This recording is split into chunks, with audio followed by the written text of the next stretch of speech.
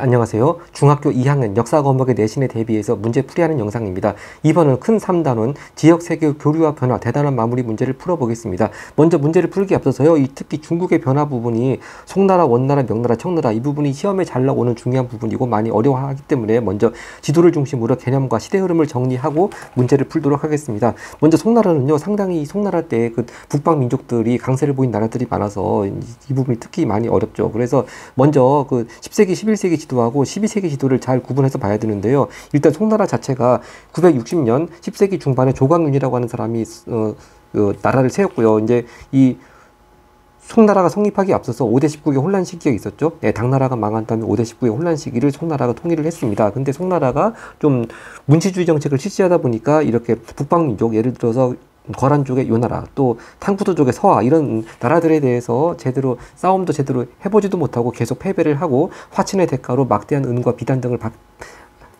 바쳐야 되는 그런 정책을 펼 수밖에 없었습니다. 자, 그래서 이 10세기, 11세기 동안에 이 북방민족 지도를 보면은, 자, 일단 거란이 세운 요나라가 있습니다. 요나라가 있고, 여기 만리장성 좀 아래쪽에 연운 16주라고 그래가지고 거란 쪽이 차지한 땅들이 있습니다. 자, 그리고 서하, 여기 중국 북서쪽에 서하가 있고요. 그리고 이제 여기 북동쪽, 만주 쪽에는 여진이 있는데 아직은 정식으로 금나라를 세울 정도로 강성해지지 않고 그냥 부족끼리 흩어져 있을 때입니다. 그러니까 10세기, 11세기는 일단 송나라 위에 요나라하고 서하만 있었다. 그런데 이제 딱 12세기 들어와서는 또 금나라가 일어났습니다. 바로 금나라가 부족들을 통일하고 이렇게 동북 지역하고 화북 지역을 차지하게 되는 거죠. 근데 벌써 거란이 없어졌네요. 바로 이제 그 얘기입니다. 일단 금나라가 여진족의 아구타가 부족을 통일해서 1115년에 금나라를 세웠고요. 그 다음에 이제 여기 남송, 이게 무슨 말이냐. 자, 일단 금나라가 여기 나오지만 먼저 송이 금나라와 연합을 해서 일단 요나라가 멸망했습니다. 근데 사실은 송나라는 별로 한 것이 없고 금나라가 요나라를 멸망시켰죠. 이때가 1125년이고요. 자, 그 다음에 금나라가 송나라를 침입해가지고 송나라가 이렇게 창장강 남쪽으로 내려왔습니다. 그래서 이때부터 남송 시대가 시작이 되었습니다. 그래서 금나라가 이쪽 중국 동북 지역하고 화북 지역을 차지하고요. 또 수도를 중도, 지금 베이징으로 옮겼습니다. 그리고 아직은 12세기 아직도 서하는 남아 있습니다. 지금 요나라만 없어졌고요. 이제 송나라 이름이 남송으로 바뀌어 있고요. 아까 10세기 때의 송나라 수도는 카이펑이었습니다. 카이펑. 여기 카이펑 있는데 여기 12세기, 12세기 남송으로 옮긴 다음에 수도가 이만입니다. 이만. 그러니까 잘 수도를 보고도 카이펑이냐 이만이냐 잘 보고서 이게 북송 시대냐 남송 시대냐 구별을 해야 되겠고요. 자, 이제 그 다음에 13세기의 끝판왕 원나라 몽골로 갑니다. 먼저 몽골에 대해서 보기 앞서가지고 이 글 설명부터 보겠습니다. 자, 태무진이 몽골 부족 통일해가지고 칭기즈칸으로 추대된 때가 13세기 초입니다. 1206년이고요. 그 다음에 서하, 아까 서하 계속 있었죠? 서하하고 중앙아시아를 정복했습니다. 네, 그래서 서하가 이렇게 칭기즈칸에 의해 가지고 멸망한 때가 1227년이고요. 그 다음에 이제 또 금나라까지 정복합니다. 칭기즈칸 후계자들이 금나라 정복했습니다. 그러니까 서하 공격할 때는 칭기즈칸이 살아 있었는데 서하 공격하다가 죽었고요. 이 칭기즈칸 후계 칸들이 이제 금나라 정복한 때가 1, 2, 3, 4, 1234년입니다. 자, 그리고 이렇게 쭉 영토를 넓힌 건 다 아는 얘기고요. 서아시아에 특히 아파스 왕조까지 멸망시켰죠. 네, 앞전에 아파스 왕조 할 때도 나왔습니다만 1258년 아파스 왕조 몽골에 의해 가지고 멸망했습니다. 자, 그런데 칭기즈칸이 죽은 다음에 여러 나라들로 갈라졌습니다. 좀 통치를 수월하게 하기 위해서 또 여러 형제들한테 나눠줬죠. 그래서 그런 나라들 보고 우루스라고 합니다. 한국말로는 무슨 한국 그렇게 하는데요. 그런 나라들 중에서 가장 큰 영임격이 이렇게 중국을 통치하는 원나라입니다. 네, 그래서 국호를 원나라로 바꿨죠. 네, 중국을 통치한 나라는 원나라로 바꾼 것이 쿠빌라이 칸 때입니다. 바로 여기 나옵니다. 쿠빌라이 칸 때 대도 아까 금나라가 지금 베이징 지역에 수도를 삼고 있을 때는 중도라고 그랬고요. 네, 원나라가 베이징 지역에 수도를 삼고 있을 때는 대도라고 불렀습니다. 대도. 그러면서 쿠빌라이 칸 때 국호를 원으로 고쳤습니다. 그 다음에 이제 원나라가 드디어 남송까지 멸망을 시켜버리는 거죠. 이때가 1279년입니다. 네, 그러면서 결국 중국 전역을 지배하게 됐습니다. 자, 그러니까 여기 보면은 이 초록색 짙은 부분이 칭기즈칸의 정복지입니다. 아직 칭기즈칸이 살아있을 때에는 아직 남송은 살아있었죠. 그러다가 이때 쿠빌라이 칸에 의해 가지고 남성이 멸망한 다음에 바로 원나라가 이렇게 중국 전체를 통치를 하게 됐고요. 그리고 여기 훌라구 우루스라고 하는 부분, 바로 이 부분이 이제 아파스 왕조가 멸망한 자리에 바로 훌라구 우루스가 세워지게 된 겁니다. 네, 이렇게 해서 또 원나라까지 받고 또 명나라 보겠습니다. 아, 그렇죠. 명나라 복이 앞서서 아직은 13세기니까 아직은 이쪽 동쪽에 아니 동쪽이 아니고 서쪽에 아직 비잔틴 제국은 살아 있을 때입니다. 네, 명나라 보겠습니다. 네, 명나라 시대는 14세기 말 이후의 지도가 되겠습니다. 자, 명나라를 건국한 시기가 1368년이고요. 네, 바로 홍건적 출신의 주원장, 홍무제라고도 하죠. 홍무제가 난징, 최초 수도가 베이징이 아닙니다. 난징을 수도로 삼고서 명나라를 건국했고요. 몽골을 북쪽으로 몰아냈습니다. 다시 이제 한족 왕조가 세워지게 된 거고요. 베이징으로 천도를 한때는 3대 황제 영락제도가 됐고요. 또 영락제하면 나오는 것이 정화의 남해 원정이죠. 이 동남아시아, 인도, 동아프리카 해안까지 진출을 했습니다. 바로 그래서 여기 이렇게 명나라 최대 영역 또 정화 함대 항해로 그러면 이렇게 인도양까지 해서 아프리카 동해안까지 나아갔습니다. 네, 그렇다고 해서 명나라 영토가 이렇게 정화가 항해한 데까지 넓어진 건 아니고 단지 조공 무역 질서만 좀 확립을 한 것뿐이죠. 네, 그 다음 청나라 보겠습니다. 네, 먼저 청나라를 세운 사람은 이제 처음부터 청나라가 아니었죠. 누르하치가 여진족, 일단 이름을 만주족으로 바꿨습니다. 만주족을 통일을 하면서 먼저 금나라를 뒤를 이었다고 그래가지고 후금 건국했습니다. 이때가 1616년이고요. 네, 그 다음에 홍타이지, 태종이 이제 국호를 청나라로 바꾸고 이때가 조선을 침략하는 병자호란도 일으키죠. 그 다음에 또 청나라 전성기 중요 황제들 강희제, 옹정제, 건융제, 즉 17세기 중반부터 18세기까지 네, 이 거의 130여 년간 상당히 황제들이 통치를 오래 했습니다. 각각 3명의 업적도 구분해야 되겠죠. 강희제, 3번의 난 같은 거, 그 다음에 타이완의 반청 세력 같은 세력 진압하고서 청나라의 중국 통치를 공고하게 했고요. 그 다음에 특히 러시아하고 네르친스크 조약을 체결하면서 러시아하고 사이 국경을 확정지었습니다. 그래서 네르친스크 조약은 강희제가 체결을 했고요. 옹정제 때는요, 군기처라고 하는 것을 선칠해서 황제 독재 체제를 더욱 강화를 했고요. 그리고 걸륭제, 네, 18세기 중반 들어왔습니다. 걸륭제 때는 주변 지역을 정복해서 티베트, 신장 등을 포함해가지고 오늘날 중국 영토 대부분을 확보한 때가 바로 걸륭제 때가 되겠습니다. 네. 자, 그래서 다시 한번 이 지도를 통해서 확인해 보자면은 여기 초록색 실선이 바로 최대 영역입니다. 청나라 때 최대 영역이고요. 거의 뭐 현재 중국의 국경선하고 거의 별 차이가 없고요. 바로 러시아 네르친스크 조약 여기 나오고 그다음에 베이징 점령 바로 청나라가 중국 본토에 들어와서 베이징을 점령한 때가 1644년입니다. 네, 이 직전에 바로 명나라가 이자성의 농민 반란군에 의해 가지고 멸망을 했죠. 그리고 바로 반청 세력들 3번에 난 진압 그리고 타이완 반청 세력 진압 다 이렇게 17세기 후반에 진압한 모습이 나타나 있습니다. 자, 이렇게 해서 중국의 변화 시대 이름 쭉 봤고요. 그 다음에 지난번 영상에도 보여드렸지만 유럽의 신항로 개척과 관련돼서 먼저 신항로 개척한 루트 요거부터 잘 지도를 구별해야 되겠죠. 먼저 이렇게 대서양을 횡단해서 서인도 제도라고 하는 곳으로 간 사람은 콜럼부스. 그 다음에 같이 에스파냐가 후원을 했는데요. 이렇게 대서양 쪽으로 해서 쭉 가긴 했는데 남아메리카 밑에까지 돌아가지고 태평양 쪽으로까지 나아갔습니다. 그래서 태평양 쪽으로 나아간 다음에 쭉 인도洋까지 걸쳐가지고 다시 아프리카 남쪽을 돌아가지고 다시 에스파냐로 복귀, 바로 마젤란 함대가 세계 일주를 했고요. 여기까지가 에스파냐 후원을 받은 사람들이고, 그 다음에 또 포르투갈의 후원을 받은 사람은 바스코 다가마죠. 바스코 다가마 같은 경우는 이렇게 아프리카 서해안을 돌아가지고 케이프타운, 희망봉을 돌아서 인도양 쪽으로 진출하는 그런 항로를 개척을 했습니다.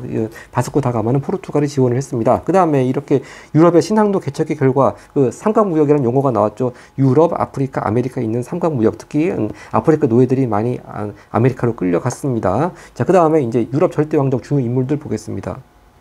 먼저 서유럽의 절대왕정 16세기 이후부터 시작을 했고요. 영국은 엘리자베스 1세가 있었고, 또 프랑스는 루이 14세가 있었고, 에스파냐는 펠리피 2세가 있었습니다. 특히 그 펠리피 2세하고 엘리자베스 1세하고 바로 무적 함대와 또 영국 해군의 대결에서 영국 해군이 이겼죠. 바로 에스파냐의 무적 함대를 격파했습니다. 그 다음 동유럽은 좀 늦게 시작이 되었죠. 17세기 중엽 이후에 시작됐고요. 특히 동유럽은 상공 시민계층이 발달하지 못하고 바로 계모 군주들에 의해 가지고 절대 왕정을 하게 됐습니다. 러시아는 표트르 대제가 있었고, 또 프로이센은 프리드리 2세가 있었습니다. 네, 자, 그럼 이제 문제 풀어보겠습니다.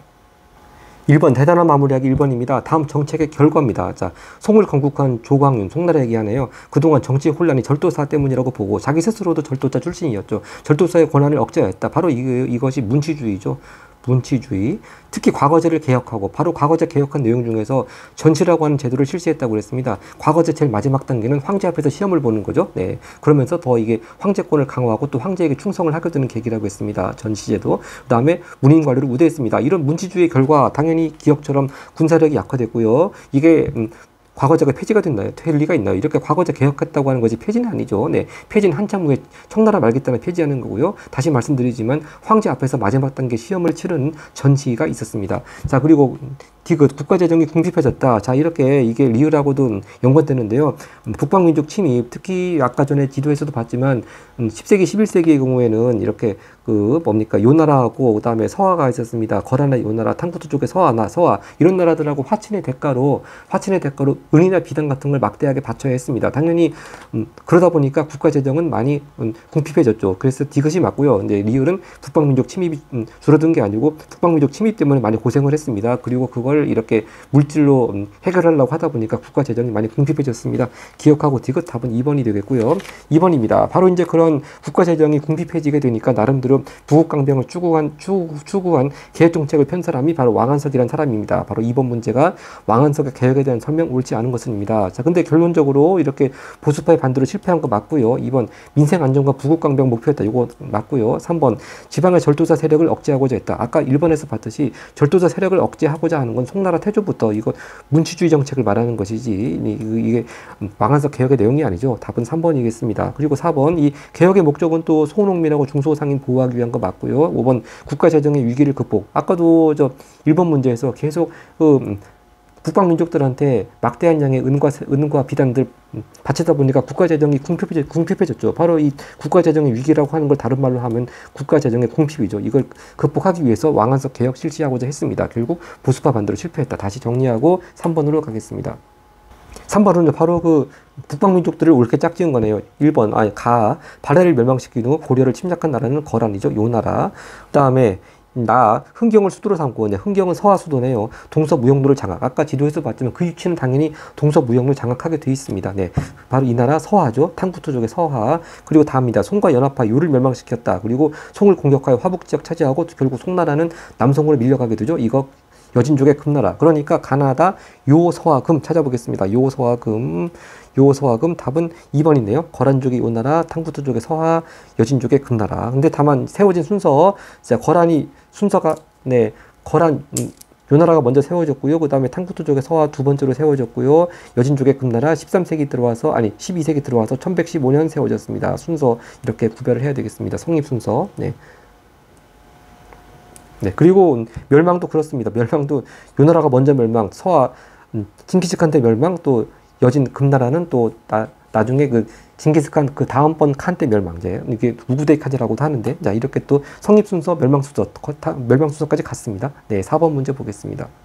4번 몽골 제국에 대한 설명입니다. 1번 성리학이 발달해서 통치념되었다. 성리학 발달은 송나라죠. 2번 도로망 건설 역참제 맞습니다. 네. 동서에 걸쳐가지고 광대한 제국을 다스리다 보니까 당연히 도로망 건설하고 역참제 정비했죠. 3번 활판 인쇄술 화약 나침반 발명. 이건 송나라 때 발명됐고요. 4번 절도사 세력 견제에 의해서 문인 관리 우대. 바로 이게 지금까지 봤던 송나라의 문치주의죠. 문치주의. 5번 정보민을 동등하게 대우해주는 민족융합 정책. 아니죠. 민족융합을 하는 것이 아니고 거꾸로 몽골 제일주의를 폈습니다. 네. 몽골 제일주의를 펴서 몽골족을 제일 최고 관리로 등용하다든지 그렇게 많이 차별도 했죠. 그러다 보니까 오래가지 못했습니다. 네, 거꾸로 된 선지였습니다. 그 다음 5번 갑니다.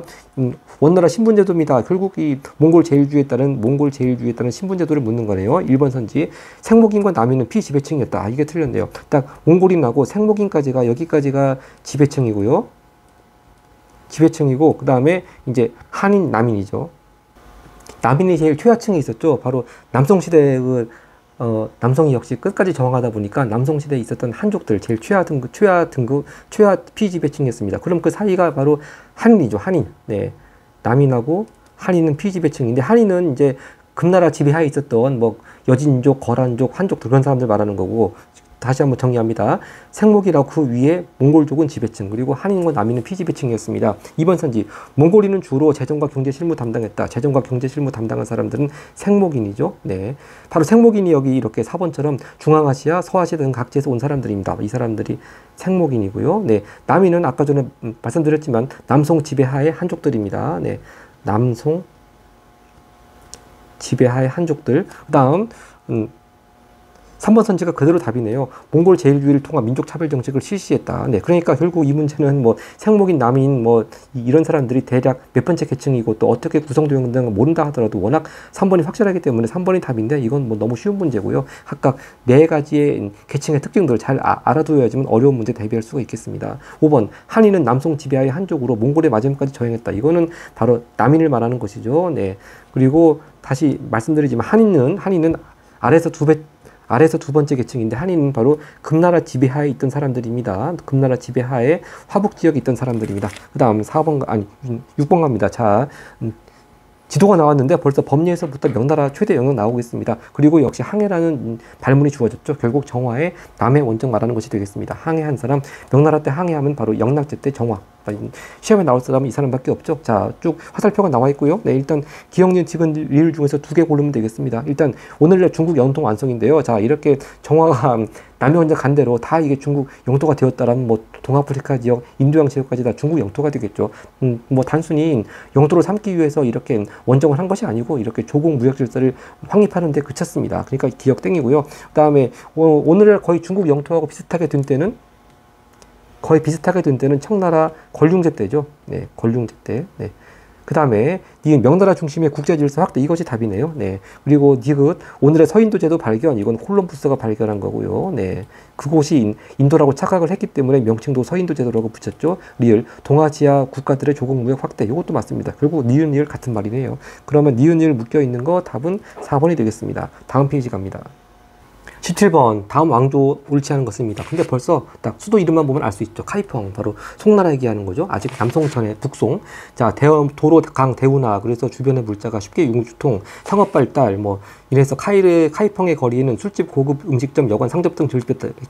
결국 경제가 발달했다. 그런 얘기입니다. 1번 소설, 수필 등 서민문화 유행. 이렇게 경제가 발달하면 또 서민들도 먹고 살 만한 여유가 있으면 당연히 또 문화생활을 즐기죠. 네, 서민문화 발달했고요. 2번 상공업이 발달하고 동업조 만들어졌다. 네. 이 동업조합이 길드, 유럽에만 있던 것이 아닙니다. 송나라 때도 동업조합 만들어졌고요. 맞습니다. 3번 마테오 리치가 공련 만국전도를 제작하였던데요. 네, 마테오 리치가 공련 만국전도 제작한 것은 맞습니다만 마테오 리치는 명나라 말기에 들어온 사람이죠. 네, 명나라 말기입니다. 4번 3번이네요. 4번 선지 나침판을 사용하는 등의 항해술이 발달하였다. 자, 나침판은요 역시 송나라 때 발달했습니다. 송나라 때 발명됐습니다. 근데 맞죠? 그렇죠. 그렇죠. 송나라 때 발명했는데, 당연히 계속, 명나라도 계속 그걸 이어가지고, 항해술을 발달했으니까, 정화도 남해 원정을 떠나지 않았겠습니까? 네, 4번도 맞습니다. 자꾸 착각했네. 자꾸 이게, 명나라 얘기하는 것이 아니고, 나침판은 송나라 때 발명. 그러니까, 항해술 발달했다고 할 수가 있겠죠. 네, 지금 계속 송나라에 대한 문제를 하고 있습니다. 네, 5번 선지, 우주의 원리와 인간의 본성을 연구하는 성리학 발달. 네, 맞습니다. 그 답은 3번이고요. 8번 가겠습니다.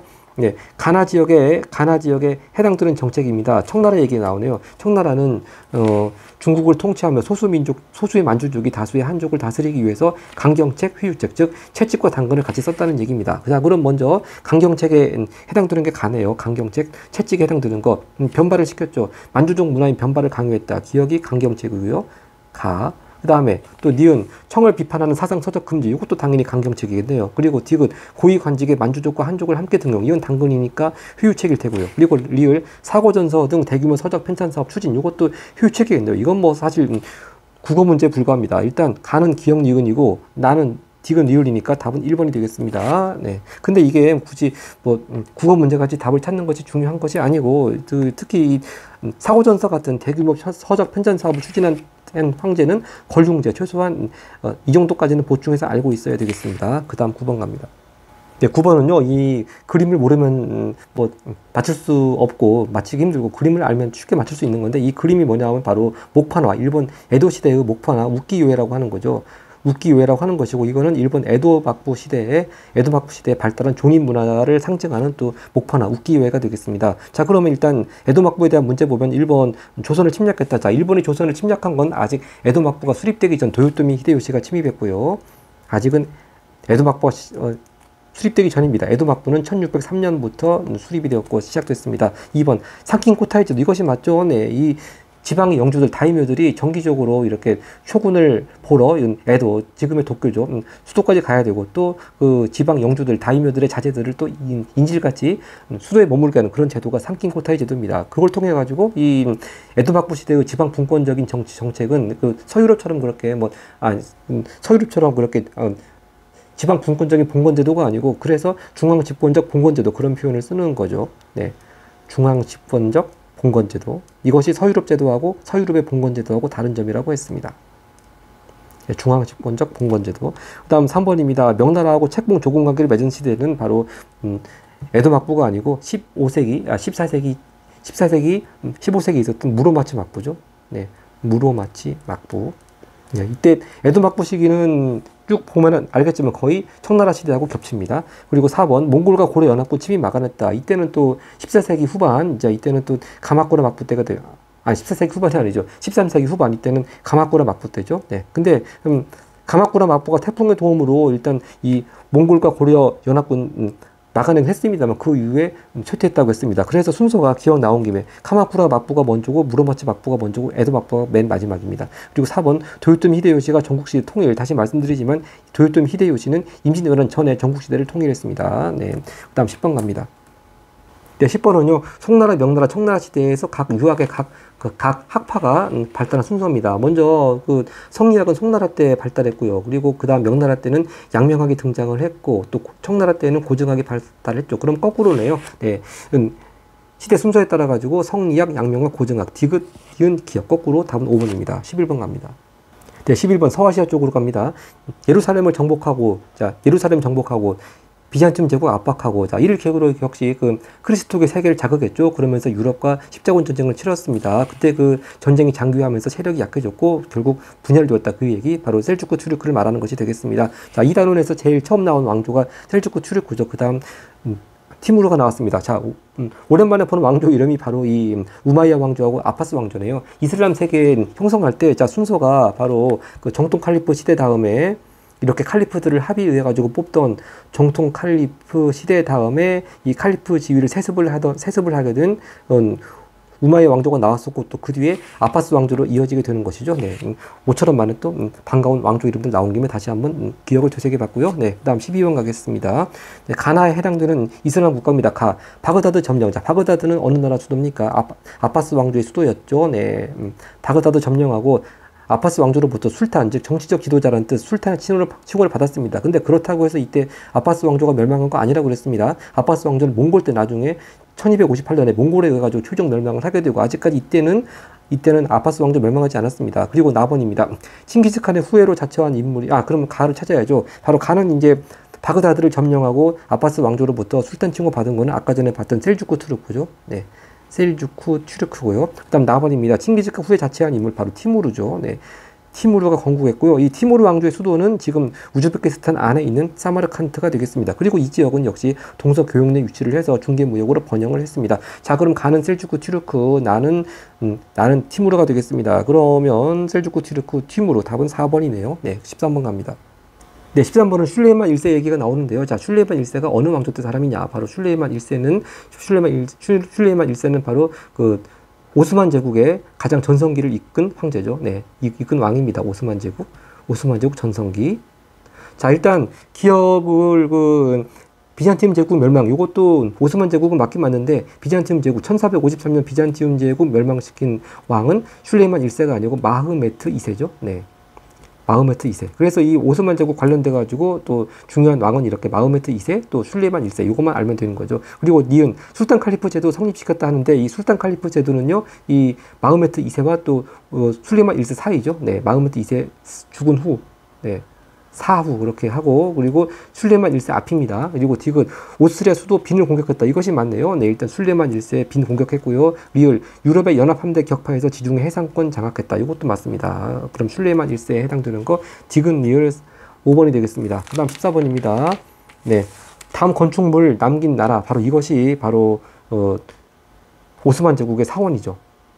이 사원이 이거 성소피아 대성당하고 구별해야 됩니다. 네, 지금 이탄불에 있긴 있는데 이것이 술탄 마흐메트 사원이라고 부르죠. 술탄 마흐메트 사원이고, 다른 말로 또 블루 모스크라고도 불리고 있습니다.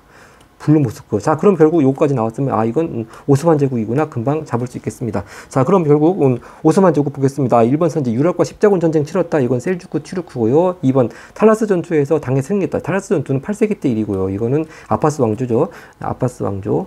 그리고 3번입니다. 몽골 제국의 재건을 내걸고 세워졌다. 이건 아까 전에 봤던 티무르 왕조고요. 4번 아파스 가문이 바그다드 중심을 세웠다. 그것이 바로 아파스 왕조죠.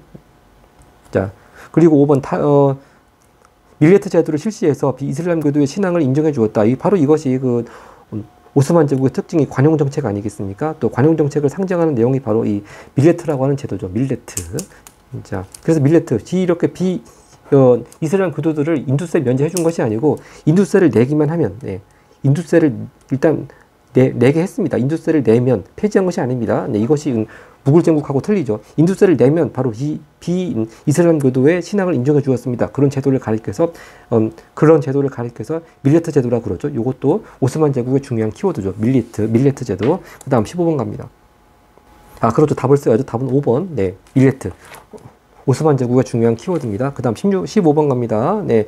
역시 지도가 나오는데 인도 지도죠. 이런 모양 나오면 일단 인도라는 것까지는 딱 감을 잡아야 되겠습니다. 먼저 이렇게 델리를 중심으로 해가지고 델리하고 아가라 쪽을 수도로 삼고 있었는데 이 초록색까지의 영토를 차지한 시기. 자, 일단 다 이건 무굴 제국이고요. 일단 초록색 부분의 영토를 차지한 시기는 아크바르죠. 아크바르 황제. 그 다음에 널리 이렇게 남쪽 인도까지 거의 다 차지한 최대 전성기 영토를 차지한 왕. 요건 또 아그랑제부인가 자, 아우랑제부. 참 이게 발음이 헷갈립니다. 네, 그러니까 일단 초록색 지역은 가는 아크바르, 그리고 나 지역 최대 전성기는 아우랑제부. 답은 4번이 되겠고요.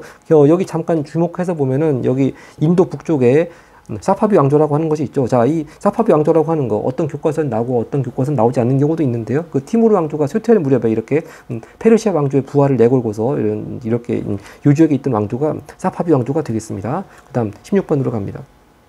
16번 아크바르 황제 시기. 지금 계속 무굴 제국에 대한 문제 이어지고 있습니다. 옳은 것을 두 개 고르는 거네요. 먼저 델리를 중심으로 무굴 제국을 세웠다. 네, 무굴 제국을 세운 사람은 바부르입니다. 바부르. 네. 그 다음에 니은 비이슬람 교도의 인두세를 부활시켰다. 자, 일단 아크바르 황제는 또 대표적으로 관용 정책을 편 그런 황제죠. 관용 정책. 그런데 일단 이슬람 교도 인두세를 부활시킨 건 관용 정책이 아니죠. 네. 일단 아크바르 황제는 이슬람 교도의 인두세를 폐지를 했습니다. 근데 이렇게 다시 부활시킨 황제는 아우랑제부 황제죠. 그 다음에 디귿입니다. 인도 문화와 이슬람 문화가 융합된 문화가 발달했다. 이렇게 관용 정책을 피니까 인도 문화하고 이슬람 문화, 즉 힌두교라든지 그 다음에 또 이때 생겨난 시크교 다 그런 문화들이 같이 융합이 됐습니다. 디귿 맞습니다. 네, 융합된 문화가 발달했고요. 리을 북인도 전체와 아프가니스탄에 이르는 대제국 건설했다. 아까 전에 우리 봤던 그 초록색 지역 그쪽 지역이 바로 이 리을을 가리키는 지도 모양이 되겠습니다. 디귿하고 리을 답은 5번입니다. 네, 17번 갑니다.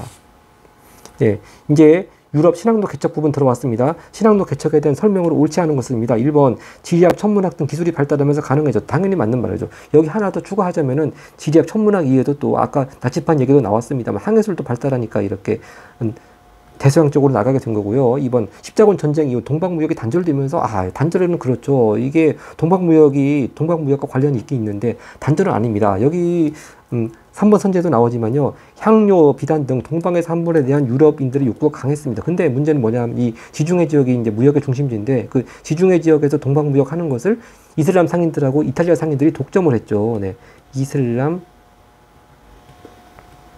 이탈리아 상인들이 독점을 했습니다. 그래서 새로운 루트를 개척을 하기 위해서 이렇게 대서양 쪽으로 신항로를 개척을 하게 된 거죠. 그렇기 때문에 이 동방무역이 단절됐다고 하는 건 말이 안 됩니다.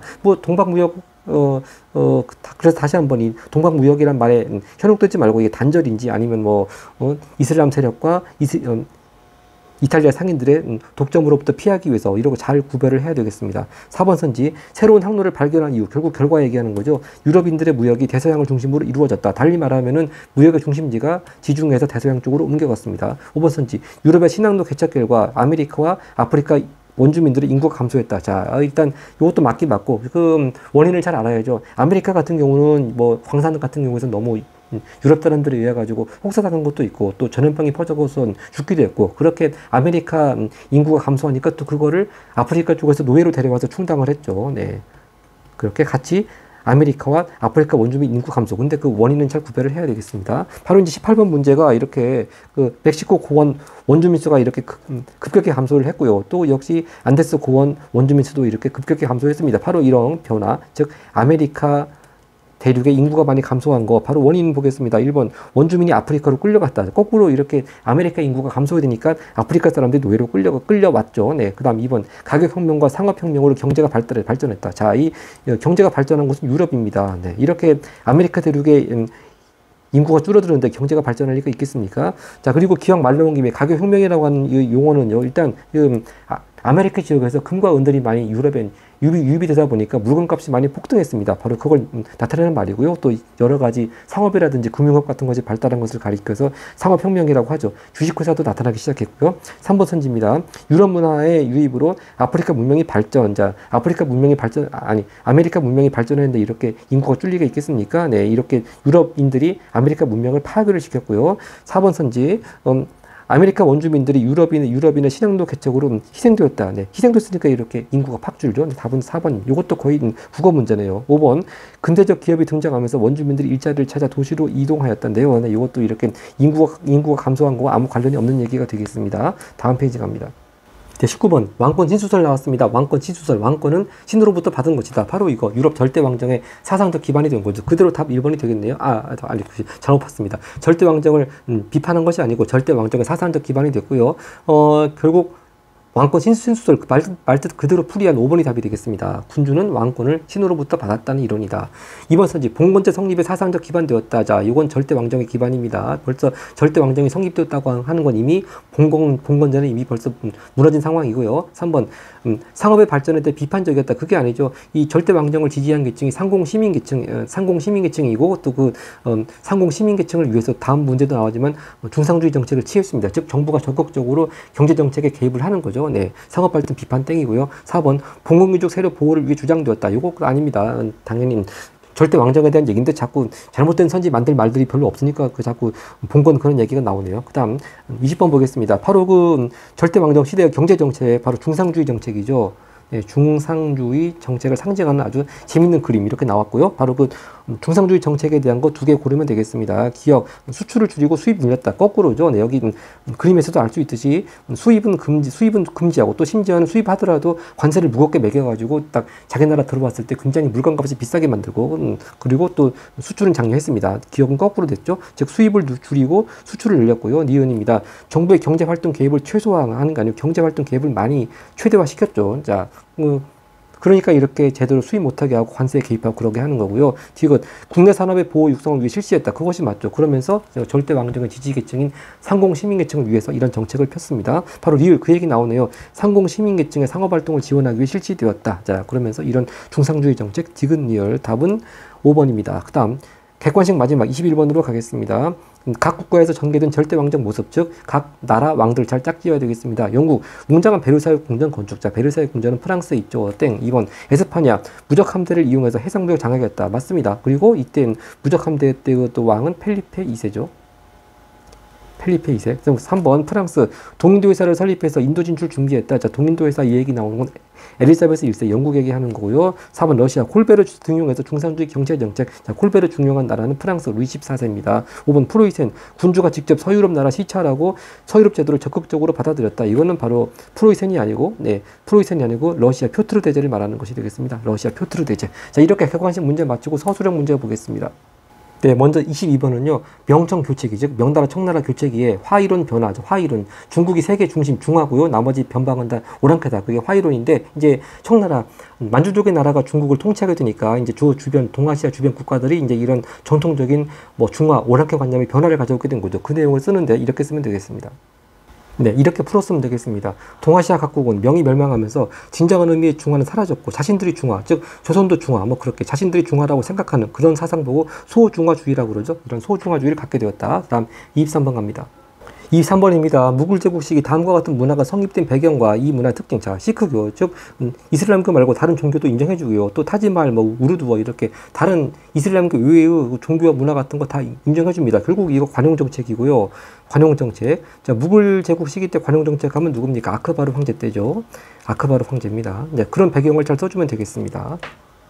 자, 이렇게 방금 썼듯이 아카바르 황제가 관용 정책을 펼쳤고요. 그 관용 정책을 펼친 결과 이슬람교 이외에도 타 종교들, 이런 뭐 시크교, 힌두교 계속 그 타 종교들에 대해서도 신앙을 잘 허용했죠. 그 결과 인도 문화와 이슬람 문화가 융합된 문화가 발달했다. 이렇게 결국 융합이 키워드가 되겠습니다. 인도 문화와 이슬람 문화가 융합된 문화 발달, 이렇게 잘 써주면 되겠습니다. 서술형 마지막입니다. 지도 바로 이거 신앙로 개척 지도가 나왔네요. 자, 이 두 활동을 지원한 두 나라, 결국 포르투갈하고 에스파냐죠. 네, 이렇게 신앙로 개척을 지원한 두 나라는 포르투갈하고 에스파냐고요. 이제 포르투갈이 지원한 사람은 바스코 다가마고요. 에스파냐가 지원한 사람은 콜럼버스하고 마젤란이 되겠습니다. 네, 이거 잘 구별해야 되겠습니다. 자, 그리고 2번입니다. 위와 같은 활동이 이루어진 배경 두 가지 쓰라고 하는데요. 이거 아까 전에 17번 객관식 문제 하면서 이렇게 신앙로 개척에 대한 배경 잘 여러 선지들 나와 있었으니까 굳이 뭐 제가 또 쓸 필요가 없을 것 같습니다. 그 17번 문제 선지들 잘 보면서 잘 이해를 해서 이 신앙로 개척의 배경사를 쓰면 되겠습니다. 자, 이렇게 해서 큰 3단원 대단한 마무리 문제 봤고요. 다음 영상에서는 또 같은 큰 3단원 시험 대비 문제 같이 풀어보겠습니다. 네, 고맙습니다.